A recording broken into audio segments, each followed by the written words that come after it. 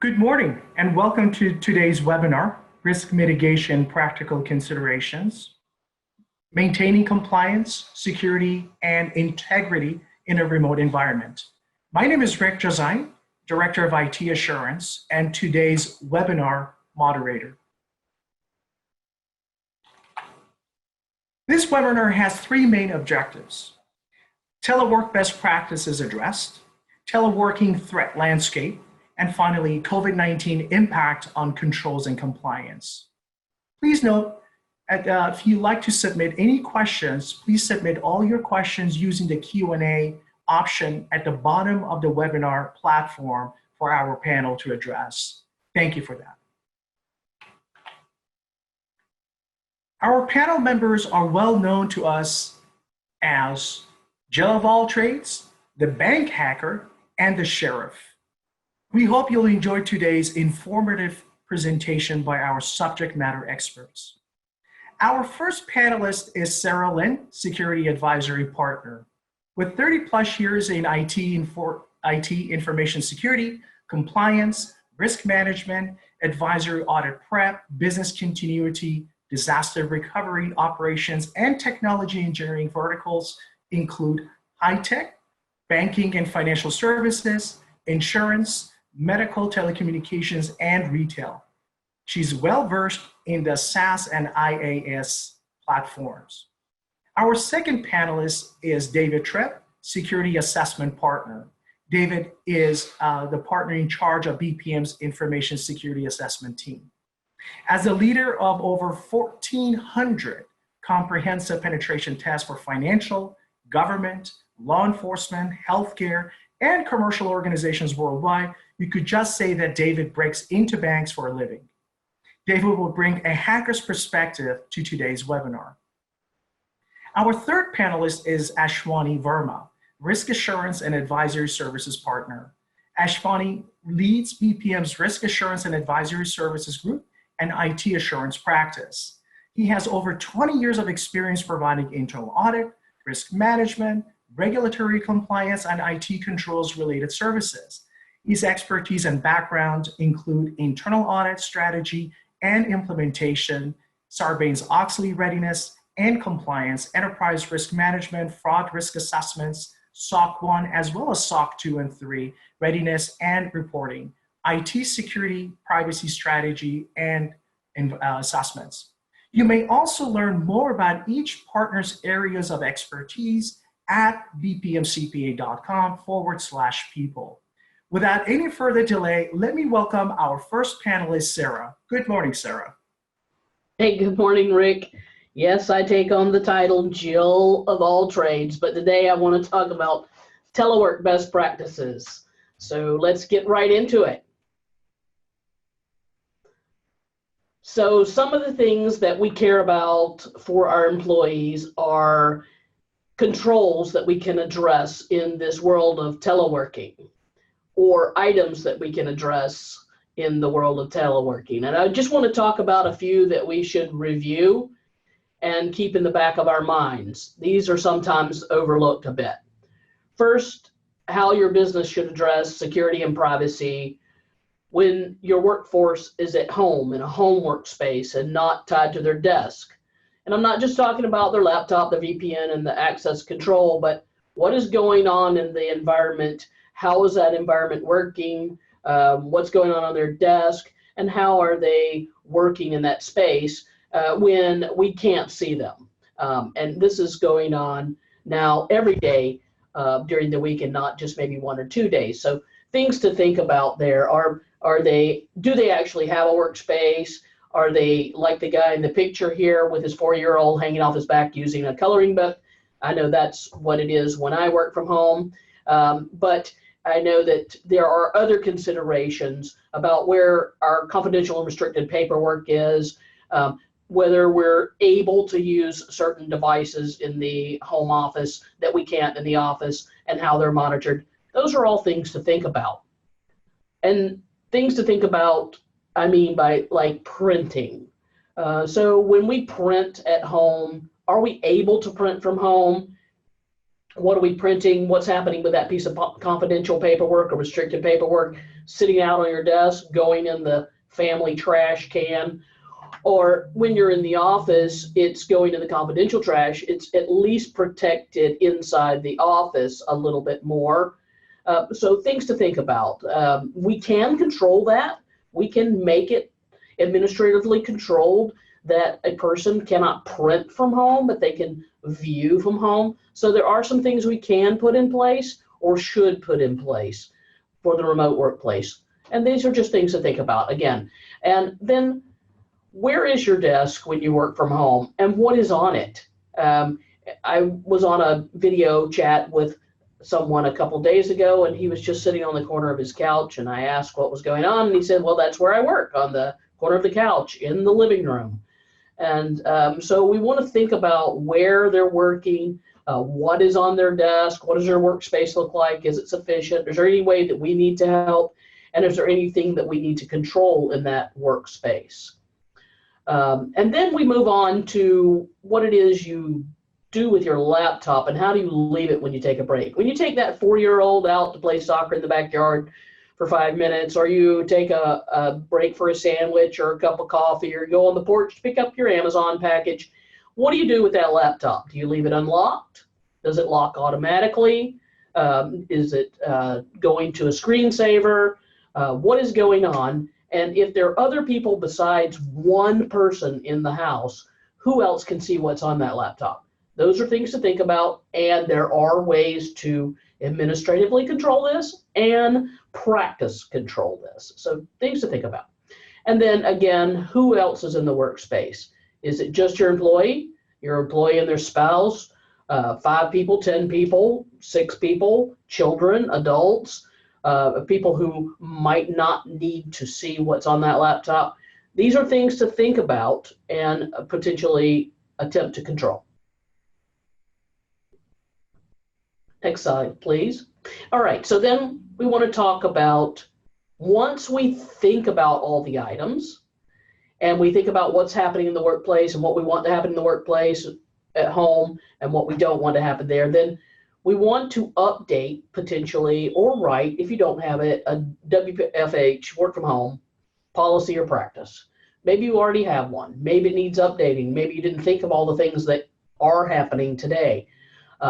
Update that practice, write that practice. And I know that's not something we've been thinking about for the last 3 or 4 weeks, but if you have someone that's got a little spare time at home, this is a perfect time to have those practices either written or updated by your staff.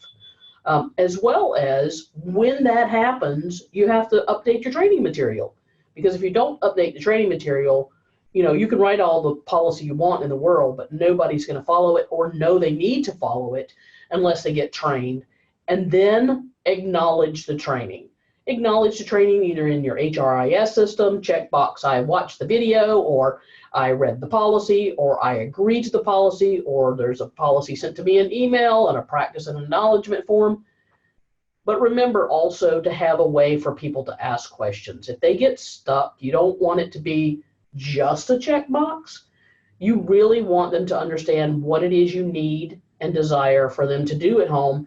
And if for some reason they can't do it, that they bring it back to a manager, and that we're considerate but firm about what we want to happen.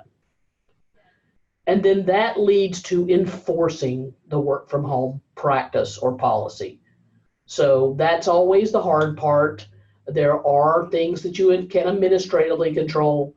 There are things that you can monitor that you might not be monitoring, like the home network, a piece of the home network, a VPN over the home network, what the person is doing or not doing on the laptop. Determine how far you need to, for compliance sake, go or want to go. But also, there are things that you don't administratively control. You control through teaching and practice and acknowledgement. And finally, making sure that everyone understands, just because you move from the office to the home, if you're in a position of administrative access or privileged access, you're still in an auditable state. Your machine, your practices, what you do is still auditable no matter where you're sitting, whether it's at home or in the office. So we have to keep that level of control. No back doors to environments. We still want to keep our access controls, our VPN access. We don't want to hand out administrative controls to additional people. We want to maintain the level of control, and Ashwani's going to talk about that a little bit, that we need for the compliance of our businesses. Okay, next slide, please. And so I just want to tell you a couple little stories about what's going on right now during this time. One of the companies that we work for shared with us over the last few weeks that they didn't think they could continue their compliance projects because they didn't know how to have a remote workforce. In the past, rarely did anyone work from home. Most everyone came into one of two offices. So since we do a lot of remote work, we assured them that we can continue our practice with them when they get settled. And we can help provide some advice on how to do remote work, hold remote meetings, continue to march down project plans if they have the time. And sure enough, after about a week and a half, they got back onto the project and the compliance is moving forward. So if you're in that position where you're worried about a compliance project or some other IT project or a security project or a privacy project, and you don't think you can keep it up, we can give you some support in that area. But also, I think you can. You just need to think about the remote workspace as just an extension of the office. And one other customer was in a position to hire a security staff of professionals, 1 to 3 people, maybe a VP, maybe some other staff. And during this time, they just couldn't close on all the paperwork for these candidates. So what they asked us to do was step up and fill in as interim CISO and staff for them while they continue through this phase and continue either interviewing or getting the candidates in place. And so we were able to just additionally support them during this time instead of letting their compliance go to the back burner. One of our other companies was in the middle of a big project, and it was surrounding changing security architecture. So instead of slowing down, they actually asked us to double down and speed up. They could actually see the value more during this time. So instead of slowing down, everything got faster. And the architecture is going to be put in place sooner than expected. And finally, we had a customer that was planning for continuous monitoring, going through the RFP process, vetting out several different companies that might be able to do 24/7 by 365 monitoring. And all of a sudden, they just made a decision to start working with us because it was going to be faster and we were ready to receive them. So those are some things that we can support you on, but some things that you might consider that can happen during a slow period that might not be as obvious to happen during a slow period. So that's what I have, Rick. Did you have any questions that popped up on this telework addressable controls for your employees section? Thank you, Sarah. Yes, individual asked you mentioned CISO, and I responded, but would you like to spend just maybe a few seconds on the definition of a CISO and their position within a firm? Oh, sure. A Chief Information Security Officer. A lot of companies either have the CISO or the CSO, the Chief Security Officer, or maybe they have a Director of Information Security. Some small to medium companies don't have that position, but they have someone that is moving toward that position, or they have an IT security manager. In the case with a couple of our companies, they are the size that really needs a CISO and a staff, but they don't have that person identified right this moment, or they're in the process of identifying. And we can step in as what I call a CISO team. 1 to 3 of us can step in and support that company while they either go through a compliance project or transition, attempt to hire, attempt to expand a team, or make that transition from no security department to a security department. Sarah, thank you so much. Sure. Any other questions, Rick? We do have a couple of questions which I would like to ask you towards the end as part of our back and forth. But at this moment, no questions are coming in from our audience. But again, our audience are welcome to join us through the Q&A. Okay, that sounds great. So I'm going to turn it over to my partner here, Dave, who's going to really talk about the threat landscape. Okay, thank you, Sarah. Thanks, everybody, for taking time out today from the new normal to join us. As Sarah said, I'm going to talk about the teleworking threat landscape. And so if we can move to the next slide, please. As Rick mentioned when he did the introductions, my job and the job of my team at BPM is to think like thieves. And when one thinks like a thief, the new telework, work from home environment to a thief represents an increase in the surface area that we have to attack. And so some examples are shown on the slide here. First and foremost, all these computers and mobile devices, whether they're company issued or owned by the employees, are suddenly attackable outside the company firewall. So these systems were largely constrained behind a firewall that limited our ability to get to them. Now we find them strung out across home offices all over, and to an attacker, that is a tremendous increase in attack surface area. Along with that, things like VPN systems and remote email services, cloud services and applications, all of these are seeing a tremendous increase in utilization, which allows thieves or attackers to fly below the radar better, to avoid detection better. And this is a tremendous benefit to those threat actors or fraudsters out there trying to perform attacks.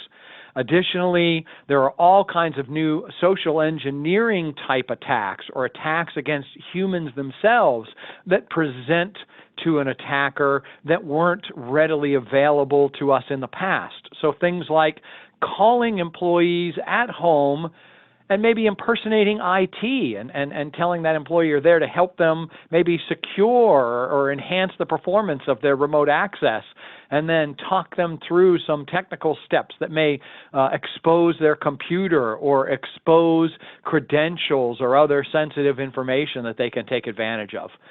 There's also all kinds of attacks taking advantage of the coronavirus responses, such as many of us have seen attacks where we get an offer to view a map that shows information for our area or our neighborhood or something.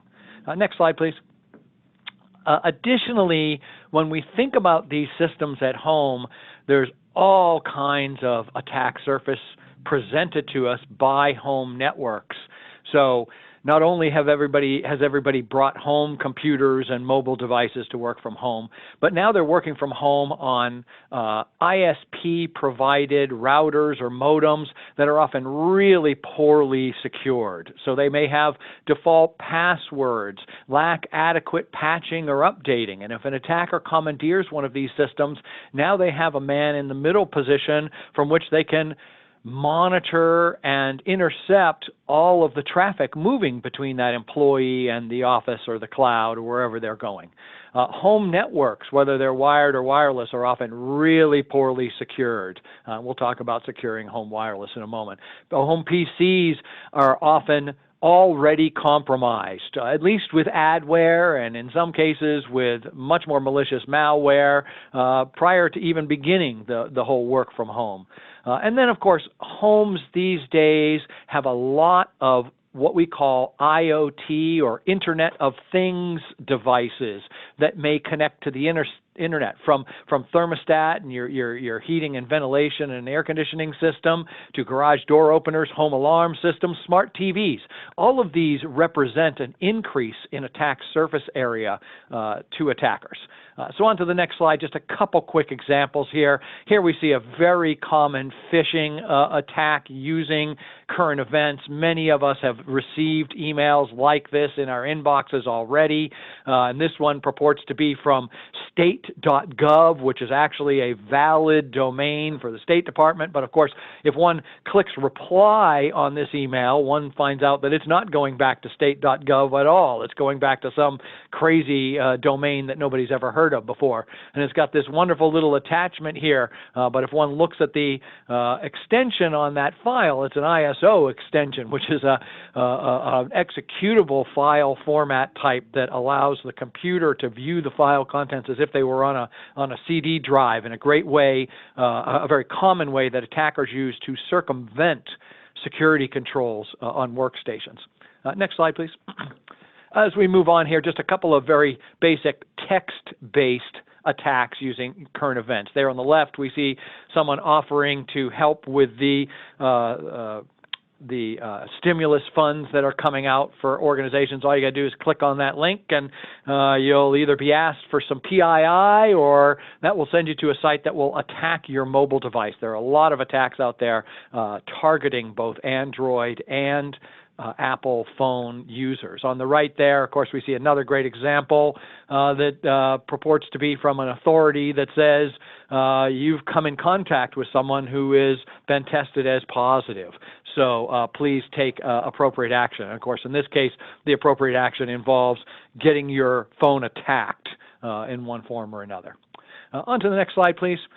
And then as we talk about remote work from home environments, a lot of organizations, hopefully a lot of you present today, have implemented MFA or 2FA, multi-factor authentication. And that, of course, is when we take something like a fob here or a mobile device, and we send a one-time code to it to augment our username and password. And multi-factor authentication is a tremendously powerful control. In the case of attackers, they have developed a number of ways around it. So some of those attacks we just saw in the previous slides are used to deploy payloads, malicious payloads like we see in the first bullet here with lovely names like Necro Browser that are meant to intercept critical communications information from your phone or your home PC. There are a lot of attacks against help desks, both your company's help desk and your vendor's help desk, such as your phone provider's help desk. And you see the little photograph there on the right from a little attack that we attempted against a phone provider help desk, wherein we tried to convince the phone provider to switch the phone number for that account. So then, when that one-time passcode gets sent to the user's phone, it gets sent to our phone instead of the user's phone. When setting up remote access, there's all kinds of back doors that may not require multi-factor authentication, things that go under the name of Exchange Web Services or Exchange native clients with modern encryption that can be used as an end around on your multi-factor authentication. And then, of course, there's always just asking users for that one-time code. There's a very popular attack going around right now where an attacker tries to log into the user's, say, online banking system or remote access VPN controller, and they know the username and password through some other attack. They enter that, and now they're presented with multi-factor authentication. Okay, well, not to be denied, they're going to pick up the phone then, call that user and say, hey, we're from the bank and there's been some suspicious activity in your account. We need to go over this with you, but before we do, we need you to verify that it's really you. So would you please provide the one-time code you just received? And of course, that one-time code you just received is not for you to validate the caller who you are. It's for you to divulge your one-time code to that caller so they can finish the login process and then take advantage of whatever they're trying to defeat. And then lastly, there's SIM card swaps, attempts to actually impersonate or replace the phone you have with other phones. So those are some of the common attack techniques. Now we'll just wrap up here with some of the telework security considerations that all users and organizations should keep in mind from a hacker's viewpoint. We're going to start with user considerations. First and foremost, just to follow up what Sarah was discussing, you should, if your company has a work from home policy or procedure in place, you should know it, understand it, and follow it. Other key items, use your privacy screens when you don't need them. There are a lot of attacks out there that turn on cameras without the little light that indicates that it's actually on, and then they can spy on you. Make sure your digital assistants like Siri or Alexa are not in earshot when you're having sensitive conversations. You know, Texas and Lexus sound a lot like Alexa, and you will invoke their listening protocols. Practice safe application storefront protocols. When you need to go to download an application, be reminded that you're no longer safe behind the corporate firewall that's going to watch and look for those malicious payloads. So only go to the Apple Store, only go to Google Play, places that have vetted the contents of their applications, and just simply don't download anything that you don't need to at this time. Pay very close to links attention to links before you click on them. Chase.com is not the same destination as chase.bank.com, and chase.com is not the same destination as chase.net. Pay very close attention to the links you're clicking on. The last 3 letters, or occasionally 4 letters, that .net, that .com, that .org, and the word that immediately precedes those last 3 letters, those are where you're going. Anything that comes before that is irrelevant for our purposes. Pay attention to the .org or the .com or the .net and the word that immediately precedes it. And if that's not where you think you should be going, then you're going to the wrong place.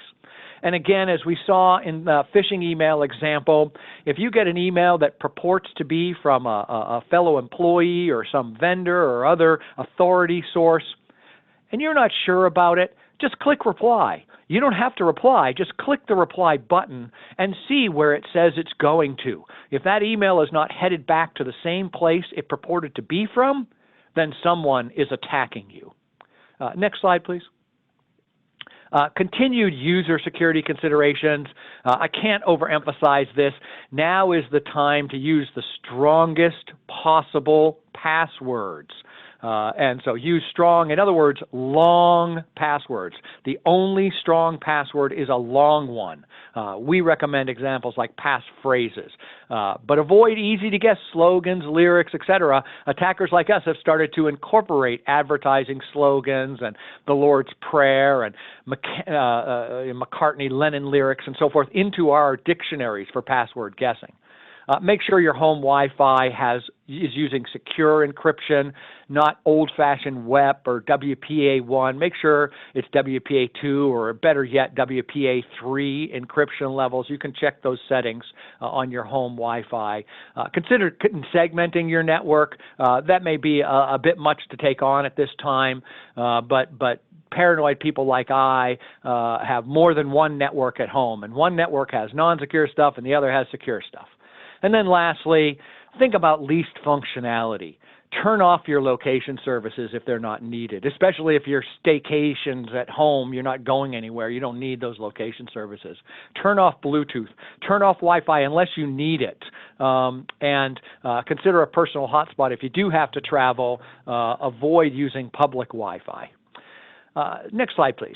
And then just a couple of telework security considerations for the organization itself. Now is a good time to consider mobile device management solution for managing all those mobile devices. Make sure everything has good logging controls, and this is something Sarah's team can help with if you don't already have this in place. Someone to monitor who's logging in, make sure you have adequate storage for those logs, because now is when an attacker can fly below the radar because there's so much activity on those devices. Again, multi-factor authentication for everything. Patch everything, and at the organizational level, think about least functionality as well when it comes to which employees need access to what.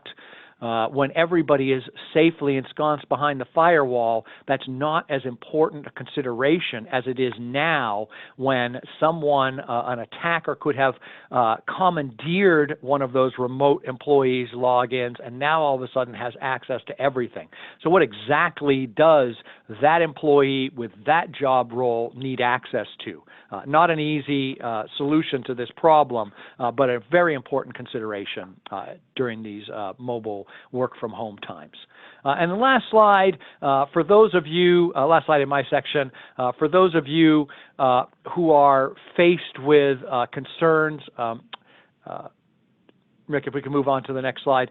For those of you faced with concerns about what your attack surface area looks like right now in the telework world, we have put together a very concise, inexpensive telework remote access security assessment service where you can come in and look at your technical footprint, take a deep dive into your remote access systems and policies. So that's all I had for this morning.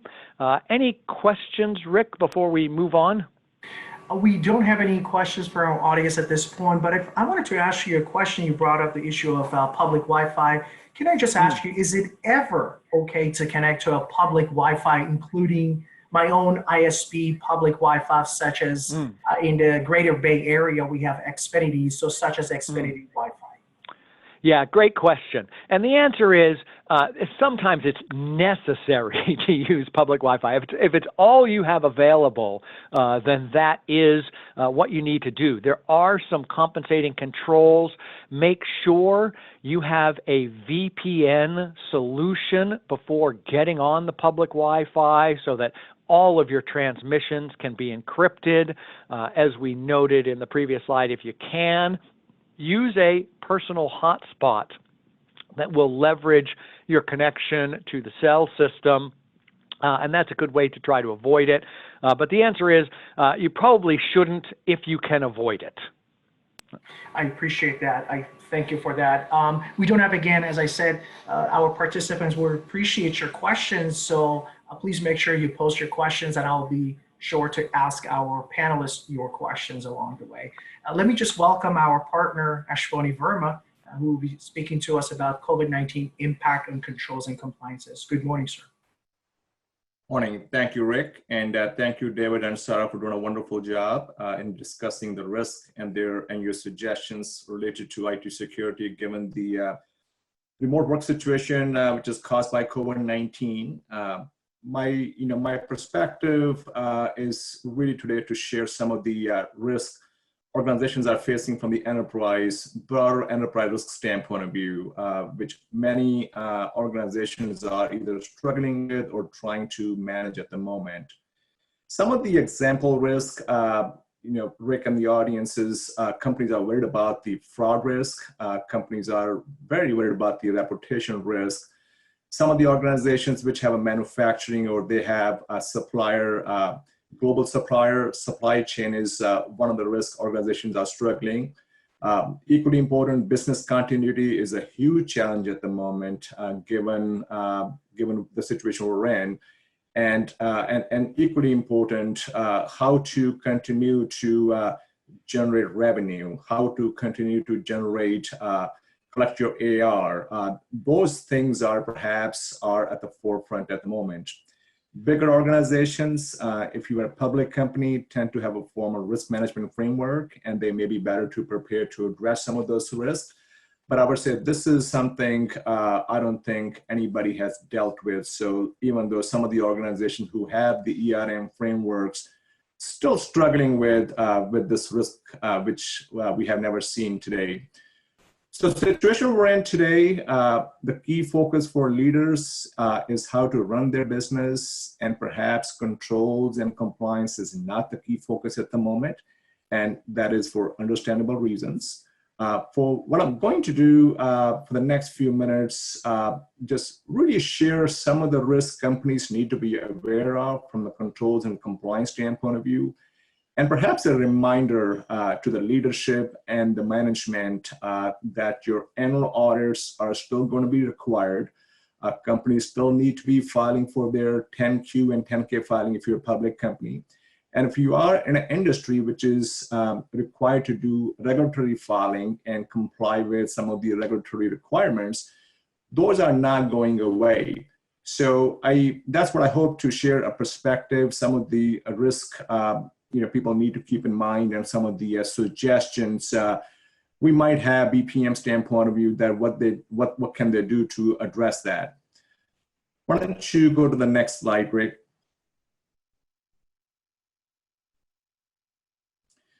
So what I have done, I have broken down the risk into different categories, and one of the risks is the impact the company is going to have from the internal control standpoint of view. Especially, and I don't need to go through every single one of them. I think the audience is going to get the copy of the deck. So I'm perhaps going to focus on some of the key risks, which are going to be relevant to the organizations. One of the risks is going to be, as most of your workforce is remote now, maintaining the internal controls is going to be slightly different than what companies have seen before.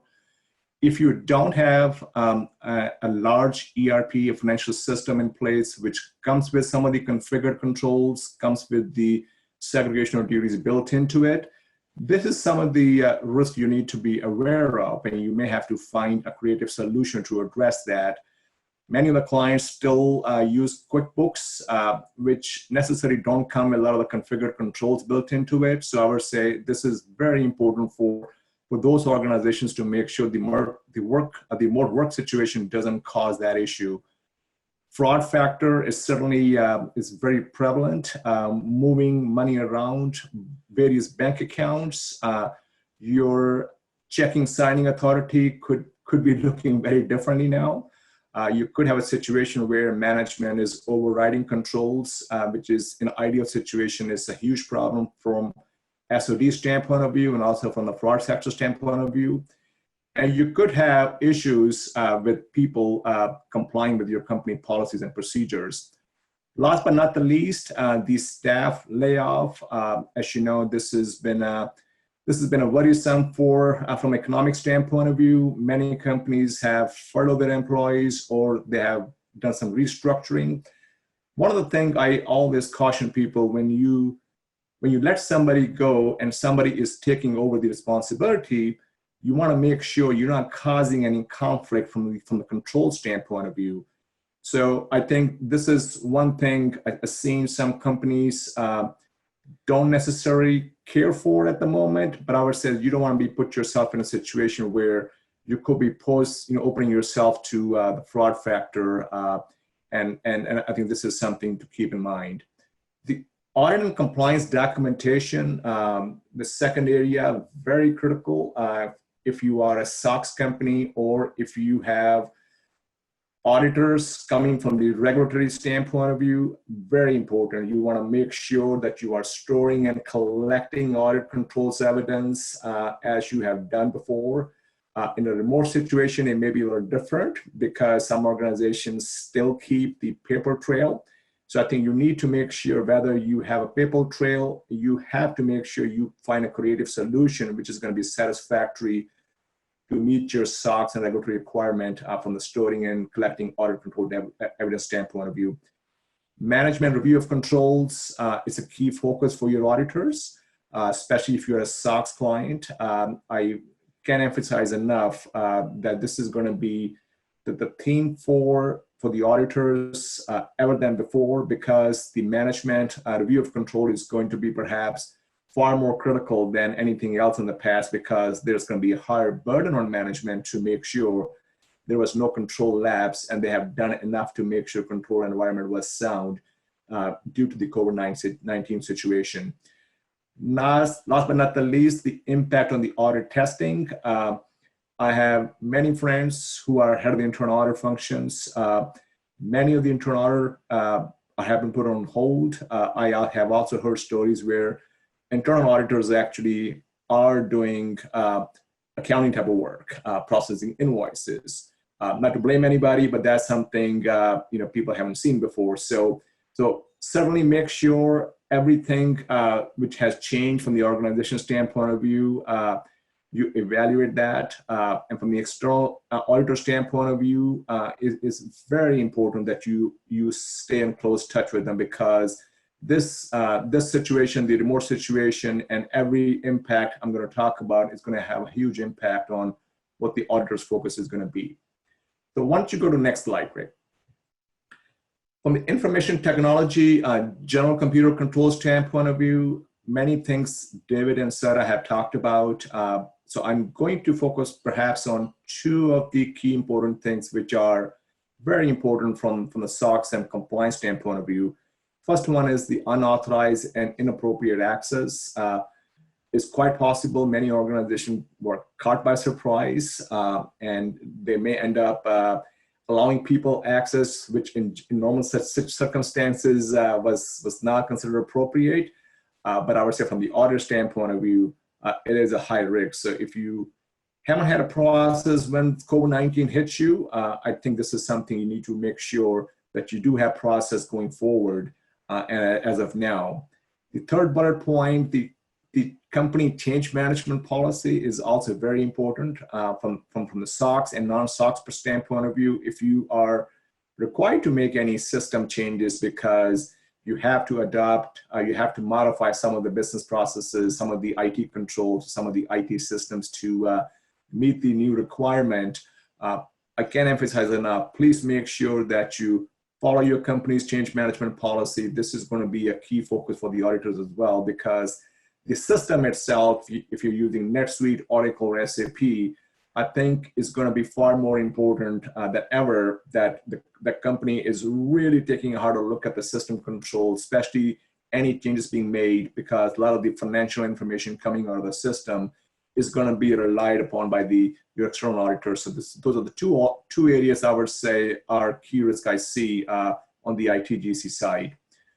From regulation compliance standpoint of view, if you have exposure to Europe, if you are maintaining or if you have digital footprints, which may require or which may make you subject to GDPR. GDPR and California Privacy Act hasn't gone away. Again, I think very important to make sure that any compliance regulation you're under, this is going to be the challenge and test for the organization to make sure they continue to show the compliant for both of the GDPR and CCPA. Last bullet point, many organizations such as healthcare organizations, and if you're in insurance space, you're required to do a lot of the regulatory filing on quarterly and annual basis.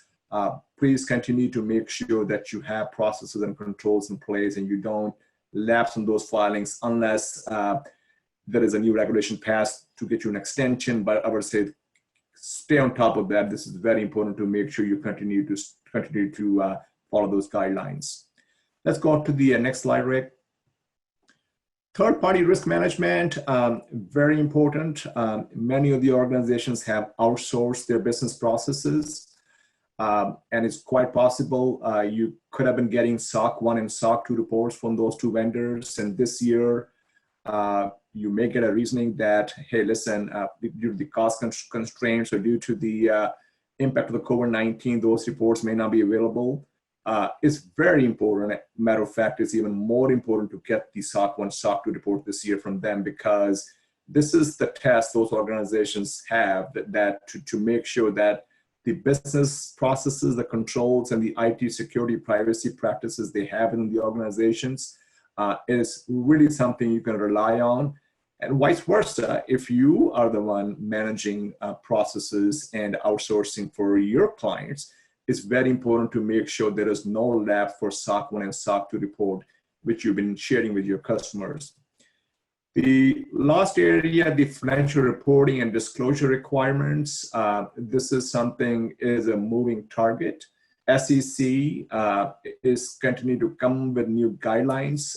What its expectations are from the regulator standpoint of view, what needs to be reported, what doesn't need to be reported. But this is something, if you are a public company, or if you are required to do some sort of reporting to SEC or the regulator, please stay on top of that, because this is something that's going to have a huge impact on your reporting process. So those are some of the things I've seen at my clients. I've seen being part of the profession for 20 plus years or so.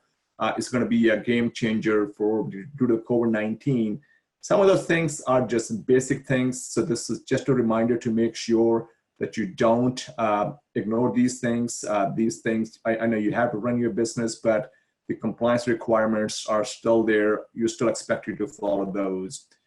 So next slide, Rick, I have put together some of the suggestions for our audience to follow.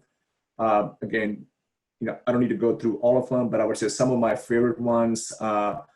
Update your company's risk assessment. If you do have some sort of ERM framework, or if you are subject to SOX, please make sure every risk COVID-19 has brought to your organization gets documented, because this is how, if you do have a formal risk assessment or management process, this is going to be perhaps one document you can keep track of what has the organization done to address those.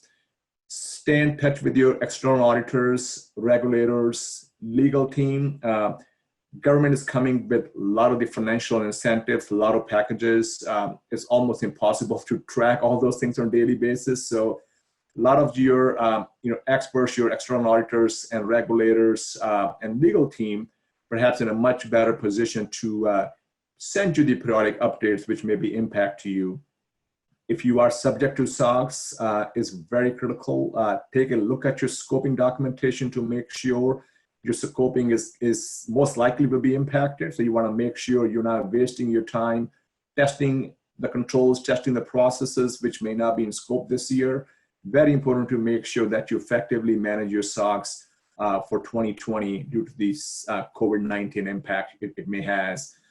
Internal audit and compliance. I've been a career internal auditor for a long time now.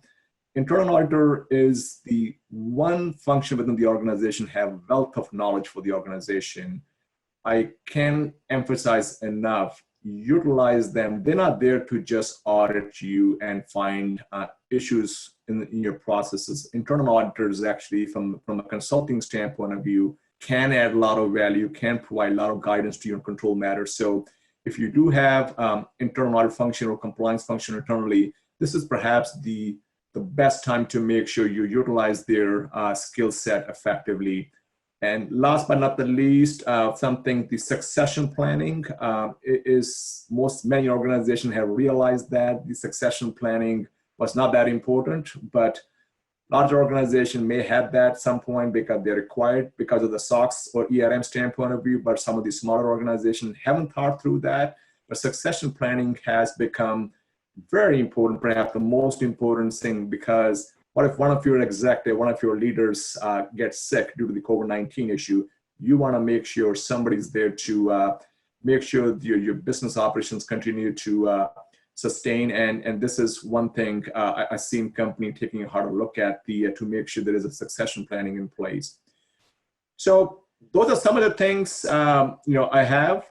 Rick, any question came up? Anything I can help audience with? Sure. Again, our audience are being very kind to us, but I wish they would ask us some tough questions. We get a great group of panelists, so no open questions at the moment. But Ashwani, as you were speaking, I was thinking about something. I hope you can help me understand. So what are some examples of potential unique risks? You use that word, unique risks, within, let's say, healthcare providers and health insurance sector. Can you provide some examples for us? Sure.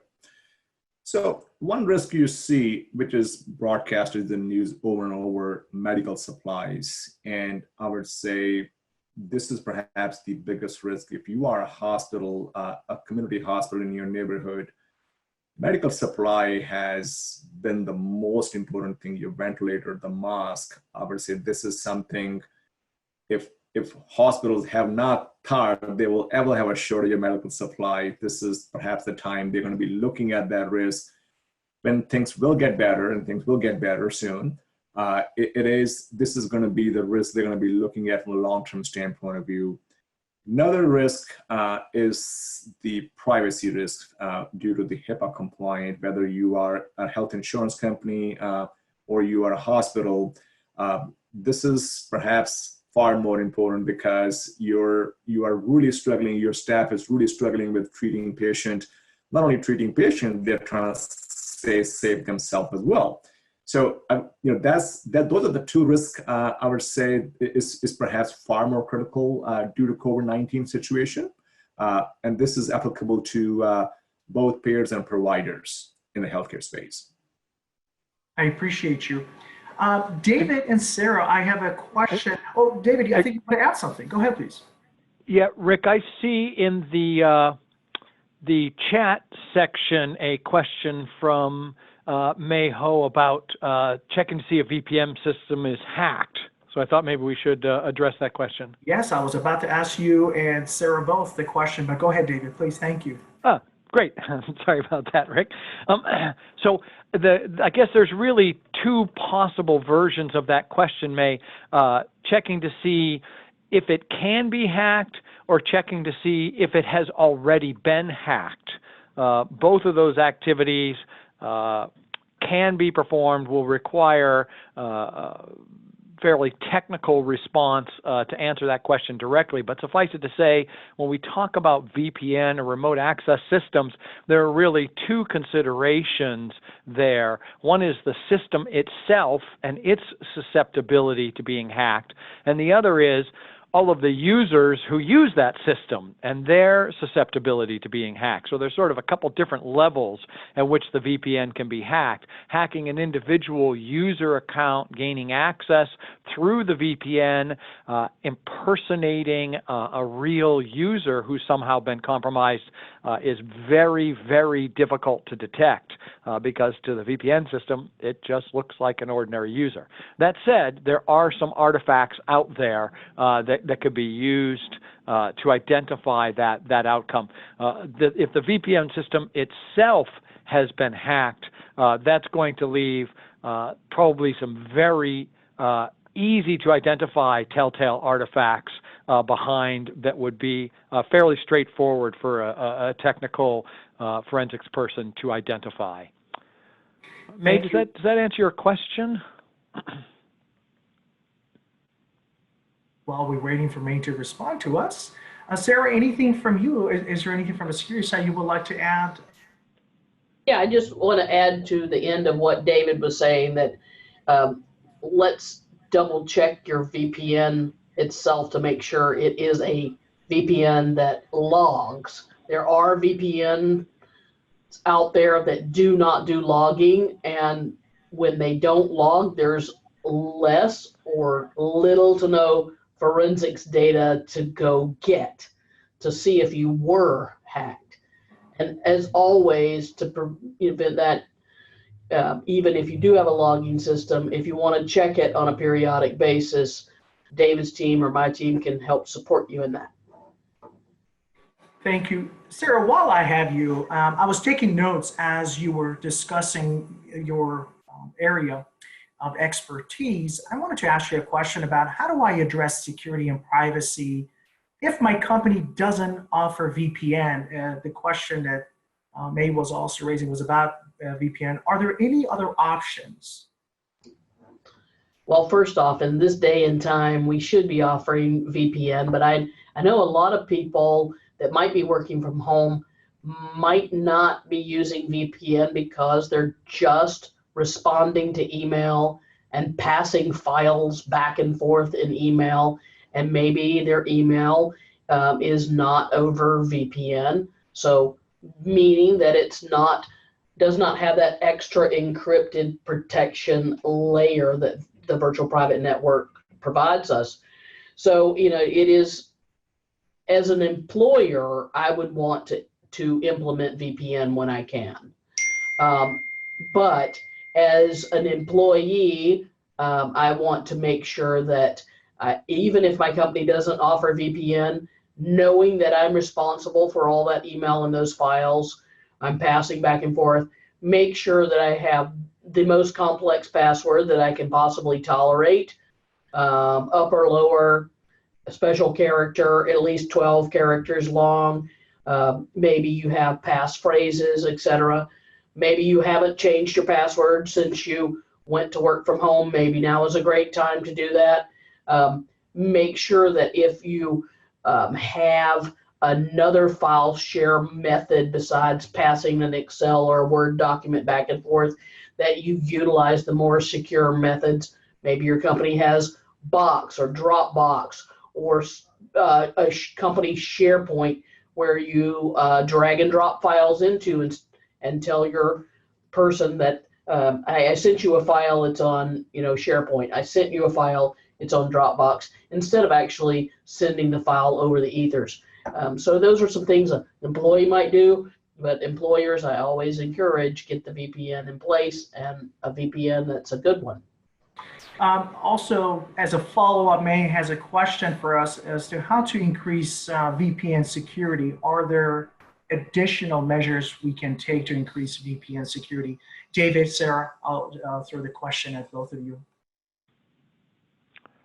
Make sure, this is David. My advice would be make sure there is multi-factor authentication to the VPN, and make sure as many services as possible are behind the VPN. The best way to access email remotely is to log into the VPN first and then access it, and so forth, rather than having things like email hanging out on the web. Those would be a couple pieces of advice I would suggest. Sarah? Absolutely. I agree with you, Dave. I don't think I have anything to add to that. Well, I appreciate it. Dave, while we are talking about, you had a lot of discussions around this. I wanted to ask you a question about what is your recommendation for a strong password on a home router or modem? I know you made a point about that, and I wrote some notes about this. But what is some strong password you can recommend to our audiences? Yes, and I will follow up both my comments and Sarah's comments from just a moment ago about strong passwords. Passwords need to have two primary criteria to be strong. The first and most important is the password must be long. Short passwords are not secure. We, with our little cracking computers that we have and all other hackers have, can basically exhaust all possible combinations of characters for a password that's 10 characters or shorter in a matter of hours or at most days. So a password needs to be long. Additionally, it needs to be not easy to guess. So again, common phrases, common words. A lot of people say, oh, I'm told I need to have a long password, so I'm just going to take the word password and I'm going to double it, password, and maybe I'll substitute a 0 for the O, and it's all good to go. The problem is those kinds of common longer passwords are in our dictionaries already. So pretty much every possible substitution combination of the word password is among the first few thousand passwords in our password dictionary, and we're going to get to it very quickly. So number one, it needs to be long, and number two, it needs to be difficult to guess. So we find things like instructions, a little set of instructions, how you drive from one place to another, how you mix your cookie batter. Any kinds of instructions that are unique to you are both long and difficult to guess and make a pretty good guidelines for passphrases. I appreciate it. I have a question that I want to ask, and bear with me as I'm reading through this from Regina. This is my first time to work from home. I'm curious as to our audience. Is everyone working from home, including the presenters? I work for a government agency, and this is all new for our group. I think I'm going to throw it back at the panelists, but I think you can just tell us where you're working so maybe we can address Regina's question. Rick, go ahead, David. I was going to say I'm in the office this morning, but only so that I have a good, fast, reliable internet connection for today's webinar. Otherwise, I'm working from home, as is the rest of my office. Ashwani? And I would say if you work from home, like all of us have been working from home, for days now, it is so easy to try to work 24/7. This is not healthy. So I would say set up your schedule. It's 8 to 4, 8 to 5. Don't take your laptop while you're watching TV, spending time with your kids. This is just my suggestion. This is not healthy from the personal standpoint of view, but from the control standpoint of view, especially from government agency, they are required to a lot of the regulation, a lot of the audit requirement they need to comply with. So if there has been some issue with regards to keeping documentation from the control standpoint of view, because you cannot be in the office, one suggestion I may have, one example will be if you're supposed to require an approval for certain transaction, and you are no longer able to do that because you're not in the office, get the evidence by email and make sure you maintain that when you do go back to the office, file that away. That's one way to do it.